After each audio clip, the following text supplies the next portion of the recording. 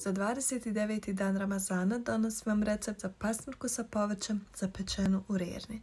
Mislim da smo odmah na samom početku Ramazana, kada smo mama i ja pravile neki okvirni spisak jela koja možemo praviti za iftare, stavili ribu kao jednu od glavnih ideja. Ali smo skroz na nju zaboravili, pa evo sada skoro na samom kraju ovog lijepog Ramazana napokon pravimo i nju.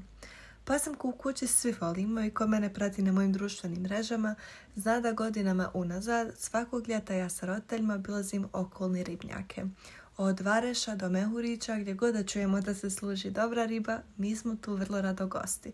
Tako da pastrnku stvarno volimo svi. Iako smo ljubitelj najviše pržene ribe s roštilja, za ovaj iftar smo pravili je u rerni, jer nam je tako bilo zbog iftara najlakše. Inače koristimo malo drugačiju marinadu za pastrnku, ali budući da sam na ovu slučajno naišla, odlučila sam je isprobati i fakat je preukusna. Limun, maslinovo ulje, senf i bosljak, znači predobro.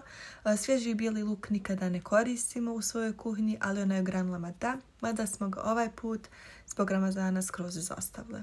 Pastrnka koju mi je mesar dao je bila baš mesnata, svježa i predobra, tako da nije ni čudo što je uz ovu pripremu i takvu ribu ovaj iftar bio, hvala dragom Bogu, predivan.